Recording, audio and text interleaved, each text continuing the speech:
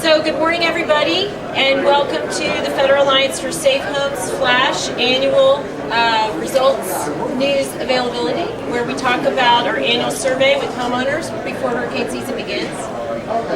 This year we conducted our Harris Interactive Survey, as we always do, to speak with people about their intentions pre-hurricane season.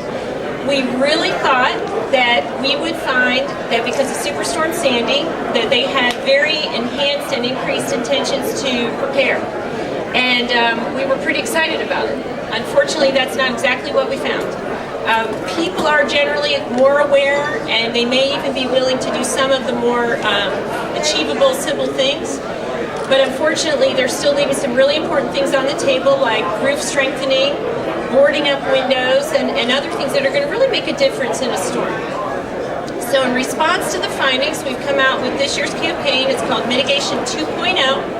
And the idea here is if we can't get people to take these steps, then maybe we need to take a look at the steps we're asking them to achieve and make them easier and simpler and more accessible. So for Flash, the center pin of Mitigation 2.0 is the delivery of a smartphone app.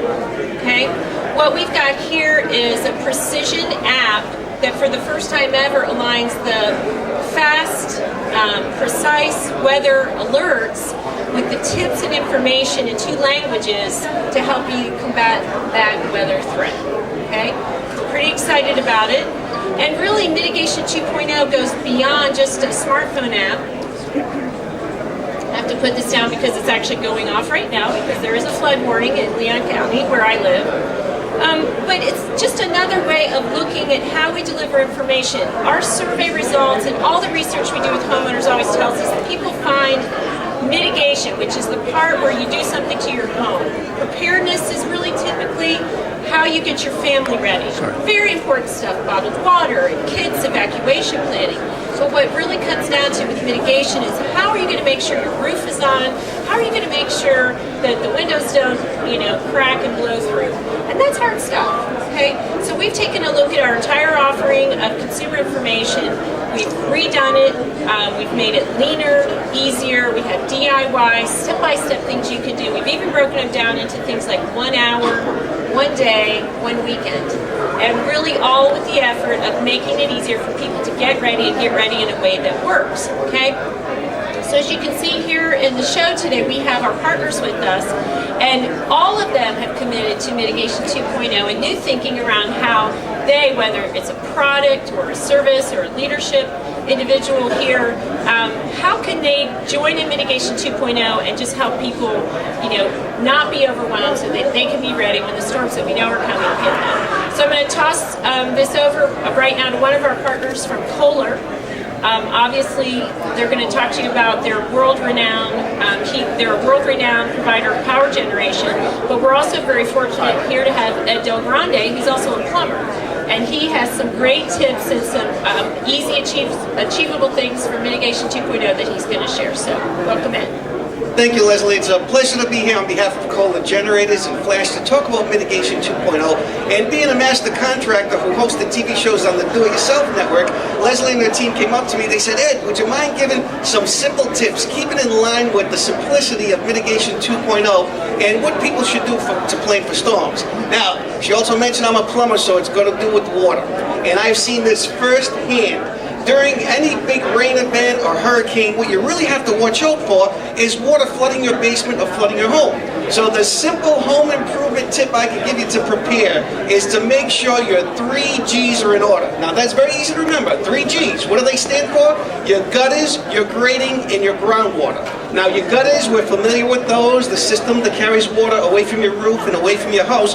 But do you know, most of us don't know, if your gutter spout does not drain at least 4 feet away from the house, that water comes back into your basement, so that will promote flooding. So make sure all your gutter spouts go at least 4 feet away from the house. The second G, Leslie, groundwater. Groundwater is very tough. Groundwater, you can't stop it, but you can control it. As it comes up, have your sump and your sump pump, and keep that under control by constantly pumping it out. And even during a power outage, if you get a Kohler standby generator, that'll keep your pumps up and running. Your third G you have to watch out for is your grading. Your gutters, your grading, your groundwater. Now the grading is the slope of the land away from the house. Make sure it always points downward, not back towards the house, or you'll end up with another flood. And I like to tell everybody, as long as your land slopes towards your neighbor's house, let them worry about those problems. So have it sloping away from your foundation. So that's basically my quick tip I could give you. Kohler is also committed to keeping things simple. So if you come to visit us, we could show you how to see some videos on preparing for the storm. And thank you for letting me be part of that. A couple of quick tips, and mitigation is so simple that I'm going to get on there and put it down on my own phone. Thank you, Leslie. There you go. All right. Oh, and the app is called Flash Weather Alerts, available on iPhone and Android. Okay. All right. So we've also asked Bill Reed here. As you know, Bill is our recently retired, but just moved on to new things, including becoming a Flash leadership partner, where he's helping us spread the message of mitigation, safety, and the whole preparedness message across the country. So we asked Bill to join us here today to talk about some of the ways he prepares and how he's broken it down over the years, because as you can imagine, he has to be able to get ready really fast, especially with the role as director of the Hurricane Center and having to change gears so quickly. Okay, well, thank you so much for including me in this, and I'm the counterweight, the exact opposite of Ed. I am not a do-it-yourselfer. If you want it broken, come to me. You want it fixed, you go to Ed. One of the tips I would give, if you're in the market for a new house and you're like me, you're not a do-it-yourselfer, make sure all those factors are taken care of before your house is built. I actually had them add a foot of grade to my house when they had it built. I don't have gutters because I don't have a basement. I don't have to worry about the gutters getting jammed and having water come back in the roof through that. One of the tips I saw that came out of the thing, and I think the issue is people are overwhelmed by the amount of work you need to do and the cost in both time and money it would be. I think the thing I'll work on this year is the secondary water barrier. I don't believe that was something the builder was doing when my house was built. I'm going to have to go check and see that and see what it would cost to retrofit it. Because I think water getting in a house in a hurricane, the wind-driven water, is one of the leading causes of damage when what otherwise doesn't look like much has happened. I like simplicity, so as Leslie said, in my old job, I didn't have time to deal with it when a hurricane came. So this is the time of year. Right after this meeting is when I'll sit down and review my own family plan for what I'm going to do in the hurricane season. I have, and instead of pages and pages of checklists and stuff, I have 4 pages and 16 fonts, so if I lose my glasses, I can read it. 1 page is phone numbers of family members. And the rest is what you take, what you do. I get the cars checked out. I'll have both of them have oil changes and all that by June 1st. And starting on June 1st, I never let it get below a half a tank. Those are all simple. You're going to fill a tank anyway. Start filling it more often. So if you do have to go, or you are there and the power's out and you can't get gas, at least start with a full tank of gas.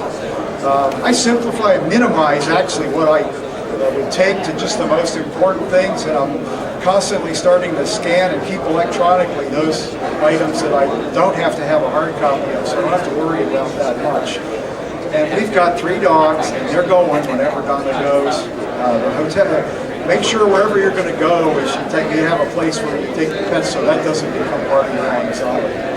I've checked out some of the things just this morning on the quick checklist. I really encourage people to look into this and see how that fits in their mode of preparedness, and think mitigation. Think about the storms are going to come, folks. I can't emphasize so much. We can have a perfect forecast, and you can watch it all you want, but the storm will come, and if you can do anything at all to reduce the amount of damage you have, it's in your benefit in the long run to do so and save you money and anxiety as time goes on. Thanks.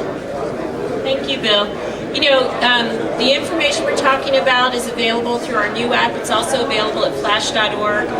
As you look at it, you can get there a variety of different ways. One of the things we tested specifically in the Harris survey this year is, are you going to board up your house? And this is very key. And it was unfortunate to see that so many people said, I don't think I'm going to do that. So one of the recommendations we have is, hey, you know, when you plan to board your house up in the event, you don't have to buy the boards right away, although that would be ideal to have them cut and pre-drilled and ready, labeled, numbered, and stacked in the garage. But if you're not going to do that, you need to remember that right now, when there's no storm warning out from the Hurricane Center, is the time your home improvement storm, we'll go ahead and cut those boards for you to fit. Another recommendation we have that we hear from homeowners and families all the time is team play. Get your neighbors, talk about it, work together, get your board out, plan figured out, and then if you have to put the boards up, work together to do that. Now obviously it's more ideal to have permanent shutter systems in place, but many people do not, and especially with the storms we've been seeing the last couple of years, we're reaching into communities that haven't been hit in decades, so they may not be accustomed to taking these steps and doing these things. So basically, Mitigation 2.0 is here to help families get ready. We have a lot of bilingual content as well. Everything that we have is also backed by real people available for free by phone with expert advice and non-commercial support to help them figure out what they need to do to get there. At this point, I guess I'm going to see, does anybody have any questions for Ed, for Bill, or myself? Mitigation 2.0, we have it loaded here on this flash drive for you guys if you'd like to come and get one. These are very snazzy. They fit in your wallet, so you'll always have what you need right at your fingertips. We've also got all the survey information here. And then we've got demos for the app and all kinds of other goodies. One other thing about the app that's really exciting, and I want to talk about those features just for a second. I don't know about you guys, but I'm a big safety person, right? That's how I got this job. So obviously I have a NOAA weather radio.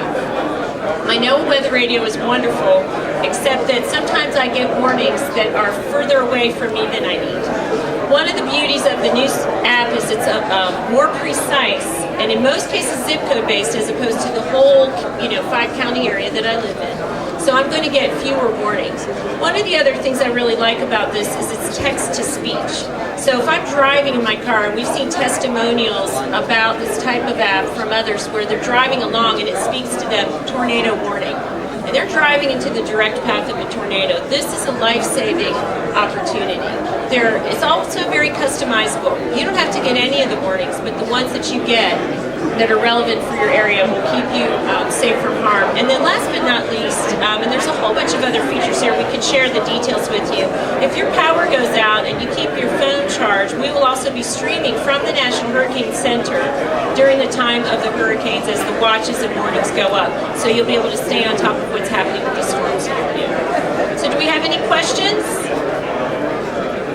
Well, I want to thank all of our partners for not just being here, and as you look around the hall, you'll see Mitigation 2.0 over there with Portland Cement Association, Weather Decision Technologies, Kohler. We've got our Simpson partners here, but on the other side, the National VOADs, who are the folks, as you know, who hit the grounds after the storm and help people build back. They're all here. We want to thank everybody and these two gentlemen for being here today. So I think that's it. I can give them some simple advice to live life if you'd like. Ed has life advice he wants to share as we close our conference. Just to close it, I learned this a long time ago, growing up in the plumbing industry, and this is a simple way to live your life. Go out and live it like it's a roll of toilet paper. May it be very long, but when you get close to the end, make the best use of it. So thank you very much.